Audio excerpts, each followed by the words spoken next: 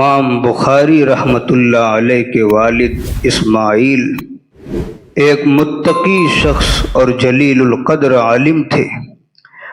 انہوں نے امام مالک رحمۃ اللہ علیہ کی شاگردی اختیار کی۔ امام بخاری رحمۃ اللہ علیہ کی پیدائش کے کچھ ہی عرصے بعد ان کا انتقال ہو گیا تھا۔ اسماعیل وراثت میں کافی دولتیں چھوڑ گئے۔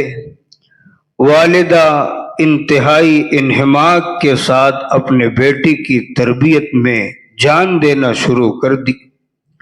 ان کی خواہش تھی، ان کی تمنا تھی کہ ان کا بیٹا ایک جلیل القدر عالم بن کر افق عالم پر چمکے اور اپنے علم سے تاریک دنیا کو منور کرے، لیکن ان کی حسرت و یاس کا اس وقت کوئی ٹھکانہ نہ رہا جب ان کے بچے کے مستقبل میں ترقی اور ان کی تمناؤں کی تکمیل میں ایک بہت بڑی رکاوٹ پیدا ہو گئی۔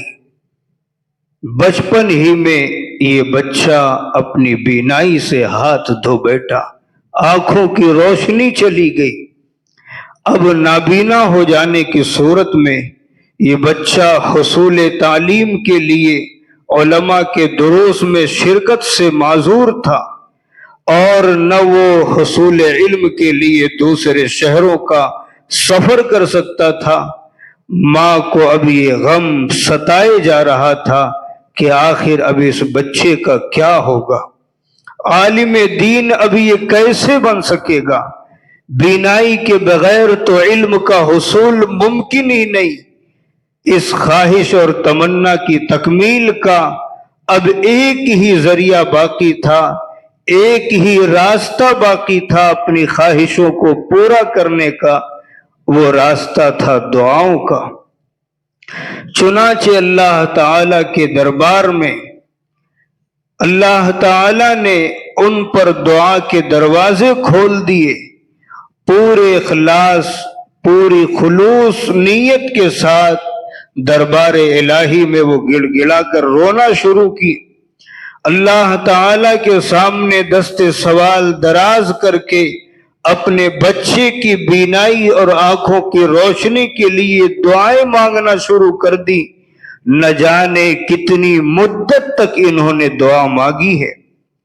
ایک رات کا واقعہ ہے، انہوں نے عجیب و غریب خواب دیکھا کہ خواب میں حضرت ابراہیم علیہ السلام نظر آ رہے ہیں اور فرما رہے تھے، اے بی بی، تیری دعاؤں کی کثرت کی سبب اللہ رب العالمین نے تیرے بیٹے کی بینائی اور تیرے بیٹے کی آنکھوں کی روشنی واپس لوٹا دی ہے۔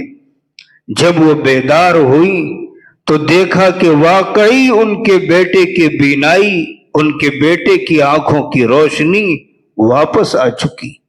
ان کی زبان سے بے ساختہ یہ الفاظ نکل پڑے، اے پروردگار عالم، پریشان حال کی دعائیں تیرے علاوہ کون سنتا ہے، اور کون ہے جو اپنے بندوں کی تکلیفوں کو دور کرتا ہے؟ امام المحدثین محمد بن اسماعیل بخاری رحمۃ اللہ علیہ کی والدہ محترمہ نے بیٹے کی بینائی لوٹ آنے کے بعد ان کی تعلیم و تربیت پر اتنی محنت کی کہ رب تعالی نے ان کے بیٹے پر علوم و فنون کے دروازے کھول دیے۔ یہی بچہ زندگی کے مختلف مراحل طے کرتا کرتا بہت بڑا محدث بنا۔ قرآن کریم کے بعد دنیا کی جو سب سے صحیح کتاب مانی جاتی ہے حدیث کے باب میں، صحیح البخاری کے نام سے مشہور ہے، بچے کو دنیا امام بخاری کے نام سے جانتی ہے۔